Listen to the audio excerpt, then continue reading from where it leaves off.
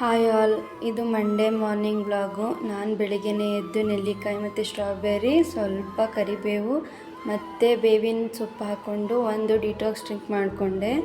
ಮತ್ತು ಇವತ್ತಿನ ತಿಂಡಿಗೆ ಆಲೂ ಫ್ರೈ ಮತ್ತು ರವೆ ದೋಸೆ ಮಾಡ್ಕೊಳ್ಳೋಣ ಅಂದ್ಬಿಟ್ಟು ರವೆನ 1 ಅವರ್ ನೆನೆಸಿಟ್ಟು ಆಮೇಲೆ ರುಬ್ಕೊಂಡು ಅದಕ್ಕೆ ಸ್ವಲ್ಪ ಉಪ್ಪು ಮತ್ತು ಸೋಡಾ ಹಾಕಿ ಮಿಕ್ಸ್ ಮಾಡ್ಕೊಳ್ತಾ ಇದ್ದೀನಿ. ಇವಾಗ ಆಲೂಗೆಡ್ಡೆನ ನೀಟಾಗಿ ಬೇಯಿಸಾದ್ಮೇಲೆ ಸಿಪ್ಪೆ ಎಲ್ಲ ತೆಗೆದಿಟ್ಟು ಇವಾಗ ಆಲೂ ಫ್ರೈ ಮಾಡ್ಕೊಳ್ಳೋದಕ್ಕೆ ಒಂದು ಕಡಾಯಿಗೆ ಎಣ್ಣೆ ಹಾಕ್ಕೊಂಡು ಸ್ವಲ್ಪ ಸಾಸಿವೆ, ಸ್ವಲ್ಪ ಇಂಗು, ಸ್ವಲ್ಪ ಕರಿಬೇವು ಮತ್ತು ಕಡಲೆಬೇಳೆ ಎಲ್ಲ ಹಾಕ್ಕೊಂಡು ನೀಟಾಗಿ ಫ್ರೈ ಮಾಡ್ಕೊಳ್ತಾ ಇದ್ದೀನಿ. ಇವಾಗ ಕಟ್ ಮಾಡಿರೋಂತಹ ಈರುಳ್ಳಿ, ಸ್ವಲ್ಪ ಮೆಣಸಿನ್ಕಾಯಿ, ಸ್ವಲ್ಪ ಅರಿಶಿಣ ಪುಡಿ, ರುಚಿಗೆ ತಕ್ಕಷ್ಟು ಉಪ್ಪನ್ನು ಸೇರಿಸಿ ನೀಟಾಗಿ ಫ್ರೈ ಮಾಡ್ಕೊಳ್ತಾ ಇದ್ದೀನಿ.